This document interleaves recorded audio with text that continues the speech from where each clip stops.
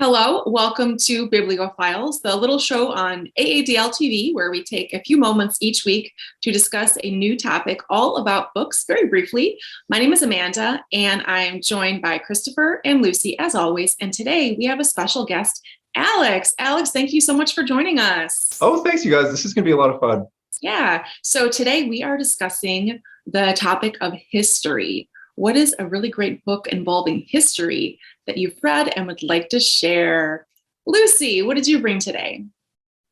So I want to talk about a book that I just finished. It's a newish book. It's called How the Word is Passed by Clint Smith. And the subtitle is A Reckoning with the History of Slavery Across America. Mm-hmm. And actually this book, just after I read it, the book won the National Book Critics Circle Award for Nonfiction, and it just won the Stowe Prize for 2022, which is interesting because we already talked about that on this show. So Clint Smith is a poet, but in this book, he's taking an historical look at the legacy of slavery in this country. And he sets out to do that by looking at the ways that the narrative surrounding slavery has been sort of distorted in this country. And in no small part by the way that we physically memorialize, our history in this country.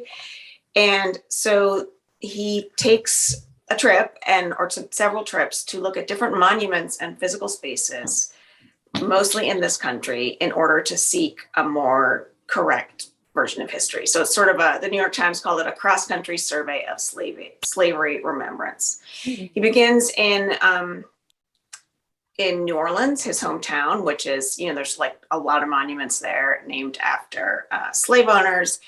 And then he travels to Monticello. He goes to Angola Prison. He goes to the Whitney Plantation in Louisiana.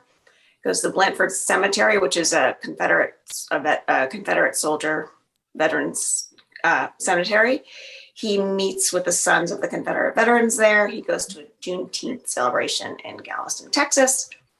And then he goes to Senegal, to the House of Slaves on Gorée Island. And finally, he goes to New York, where he visits Wall Street and Central Park.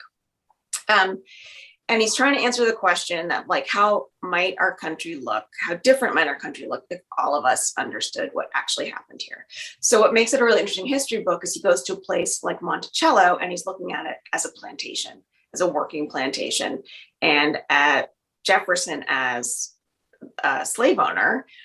And slavery really allowed Jefferson to be who Jefferson was. And we don't always turn that lens on a lot of the history in this country. So it's really interesting for him to do that at all these places. Like when he goes to Angola Prison, which Christopher, you and I read about in Solitary, that's a prison that was built on a plantation, and that creates direct links from slavery to convict leasing to the prison industrial system.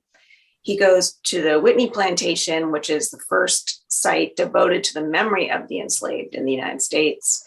He learns a lot of interesting things about Wall Street and what is sort of hidden there and what's not memorialized and what's not talked about. And so it's really bringing up this idea that, like, the history of this country cannot be looked at without looking at the history of slavery. That, the history of slavery is not peripheral to the experiment of the United States. It is the foundation upon which the country is built. And it's a scholarly work of history. He provides a lot of history, but it's definitely got aspects of sociology. And then it has these personal stories because he's visiting all these places and he's talking to tourists and tour guides and, people who live there, local historians. And so he's giving us our reaction to that. And then in the epilogue, he goes with his grandfather to visit the National Museum of African American History and Slavery in Washington, D.C. And that last epilogue is really, like, he keeps repeating the sentence, my grandfather's grandfather was enslaved. And so he's like making that connection between everything he's learned and himself. And what makes this book, I think, the most compelling read is that Clint Smith is such a good writer. Like, he's a poet, but when he writes this, it's just these sentences that kind of like stopped me in my tracks, and I have to reread them or be like, did he just use that word in that way? That's amazing. And his ability, he has this ability to describe these horrific things, but with really beautiful language. And It's also a great book to listen to because he narrates it, so he does it really, really well. So there's a lot more I could say about it. I can't recommend it highly enough. So that is called How the Word is Passed by Clint Smith. And that's my history book. Amanda, what did you choose? So I honestly don't read a lot of books that are like historical or history, even historical fiction. It's not my first choice of things. So I decided to read something new, and I read a book I've wanted to read for a very long time. I chose to read a graphic novel. It's an adult level graphic novel, March. This is book one. It's actually a trilogy, and it's about the life of John Lewis. So between 2013 and 2016, the three books were published, and I only have one to present today. I wish I would have read all three and presented all three because they are kind of a package deal. They are graphic. It's a three-part autobiography series of John Lewis. He's a politician and civil rights activist. He was on the U.S. House of Representatives in Georgia from 1987 until his death in 2020. So it's fairly recent. And the book in this, it begins when it starts with President Obama's inauguration, and it's Lewis getting ready, and then a couple of young folks come to his office and they start asking him a couple questions, and it goes kind of into a flashback of him as a child and talking about raising chickens and sort of like how he got the idea or into the mindset of wanting to make a larger change in the world. And it's a really neat way to look at an autobiography. The illustrations are pretty cool. They're very simple, not simple, but they're very sleek. It's all black and white illustrations in this book, so it's very accessible. And I thought it was a really great way to just learn about him. And I loved the parts when he was younger. And then it gets into more of his involvement in making decisions of like wanting to go to school in a segregated South. And what does it look like for him and his family? Are they in danger? And then just him, hearing Martin Luther King speak and wanting to just be that voice and to do more for his community and other Black people and the country.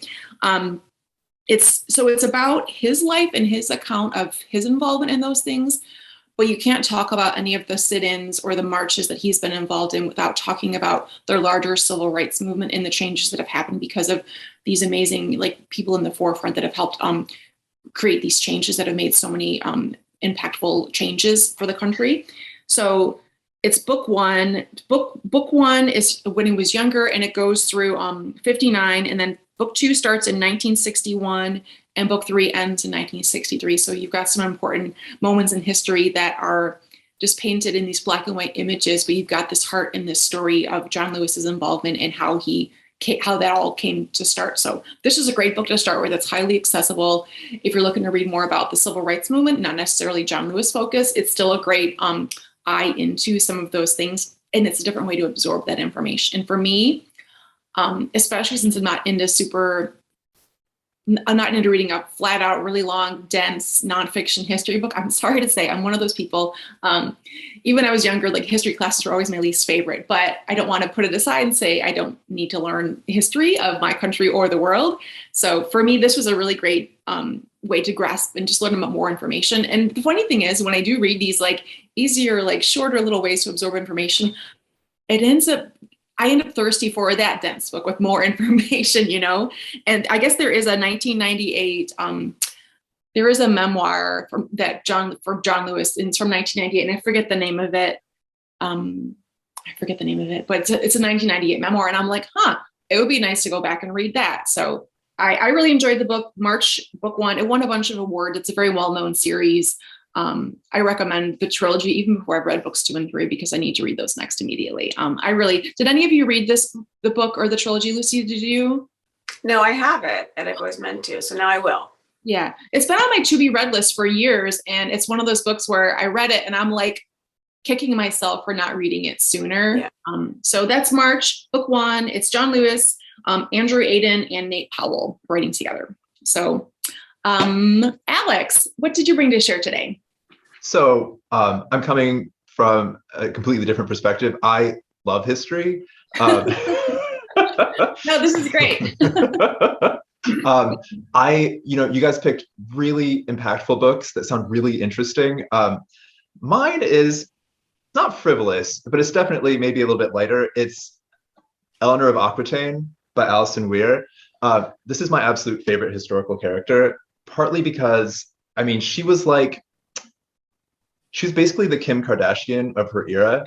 She was by far like the richest, most famous woman in her historical context.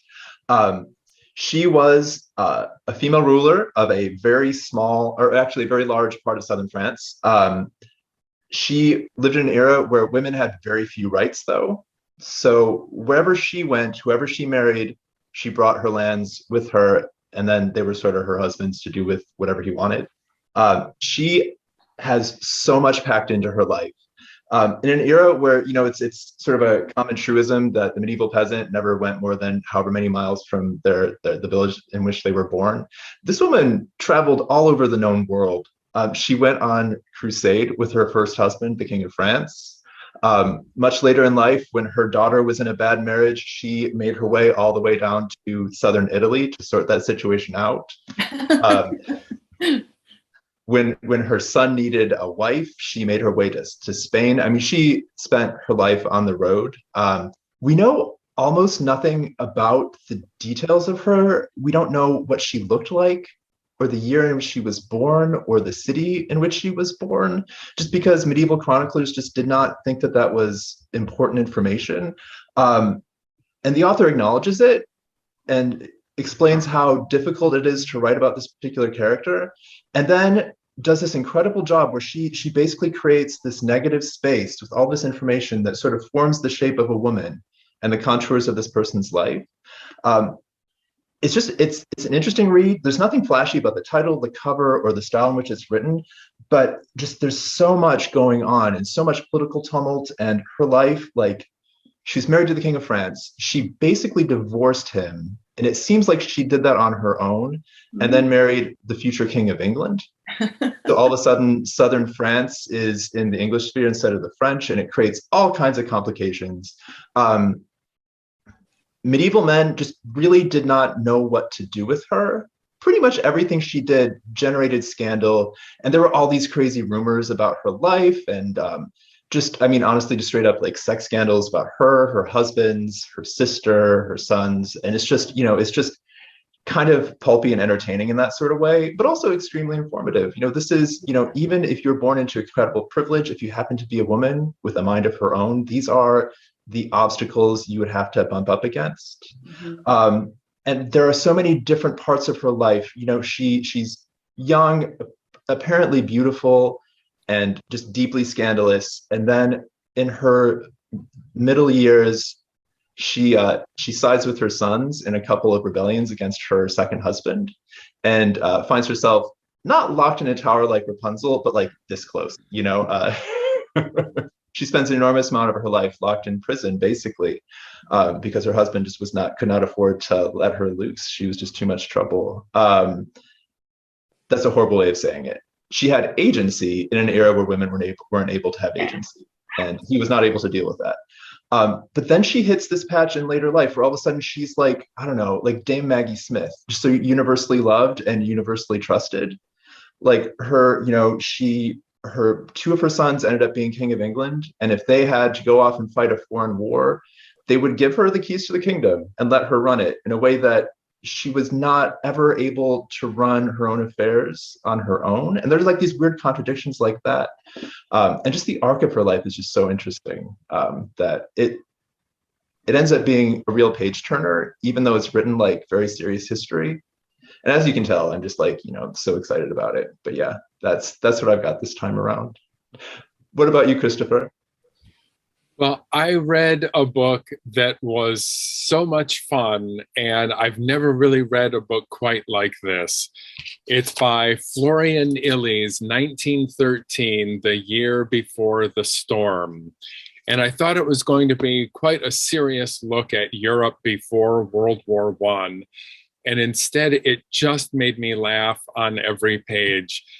If you could, as silly as this sounds, if you could imagine a history book told as a Wes Anderson movie, that's what this book is. So it really traces all the culture and the politics that's happening in Europe in 1913, month by month. And each chapter, which is a month, starts with a half-page summary of what you're about to read.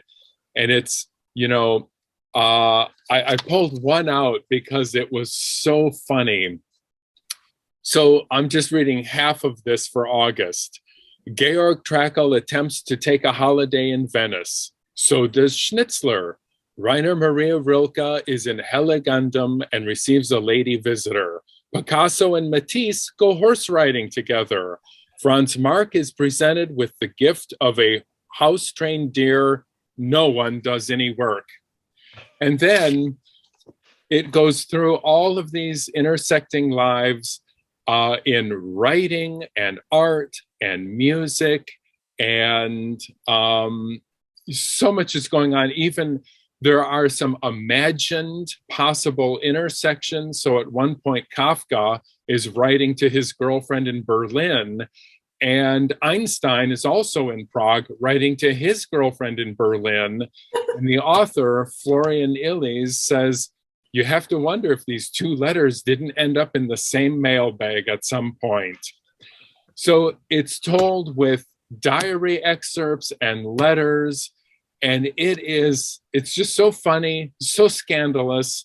And, you know, a lot of these artists are chasing after the same women all over Europe. I had no idea that Alma Mahler was such a famous figure in culture at that time, or the poet Elsa Lasker-Schule. She was also famous. And, you know, anyway, it involves just everybody. And it seems like kind of a magical year. You know, Freud is getting ready for his big final confrontation with Jung, and everyone is painting. Marcel Duchamp is there. Kafka's, you know, so it's fascinating, really. And the backdrop of all of this is, who stole the Mona Lisa from the Louvre? You know, so anyway, it's really funny, and I really had a good time reading it. So that is 1913 by Florian Illies. I love it. Does the author talk about, we don't actually know if the Mona Lisa in the Louvre is the real thing, right? Isn't there still uncertainty from that theft? Like whether he doesn't mention anything about that. Oh, okay, yeah. That's so much fun though. And I feel like as a person who isn't drawn to reading those nonfiction history books, I think with the books today that are funny and scandalous, I'm like, So that's what's really cool about this show, is that I'm always introduced to new things or making me think and read outside of my little stack of teen books, you know, and my Stephen King books. I really appreciate that. And wow, Wes Anderson, Kim Kardashian, this is a lot of fun. And Lucy presented us with another Stowe Center award, so that's awesome. Wow. Does anybody have any final thoughts on history or anything we've discussed today, or anything else bookish that you want to get off your chest? I'm so glad, Amanda, that you picked March. That's been on my reading list forever too. And like, yeah. I should not admit this, but like, I've recommended it to a bunch of people without ever actually having read it. Yeah, I think it's one of those books. It definitely made the award circles. It was definitely popular. It was well known. It's gotten great reviews. So, and it's the kind of book that I recommended before as well for somebody who's looking for, I need to read a nonfiction book about, you know, that's history or real people, or it's a great book. And it's a fast read. I do recommend it. And I instantly want to read book 2 and book 3. So next time we meet, please hold me accountable for that and check in with me. All right. Well, Alex, thank you so much for joining us today for history. I don't think we could have done it this great without you. So thank you for joining us. Oh, thank you. Yeah. And that is this week's discussion on books about history. We will be back again next time with another topic. If you have any recommendations on this topic or others, or just want to talk about books, please click the link below. We are on YouTube. Click it. It'll take you to the library's website where you can leave a little comment. We would love to hear from you and see what you're reading or what you recommend for us bibliophiles. All right. Thanks for watching, and we'll see you next time.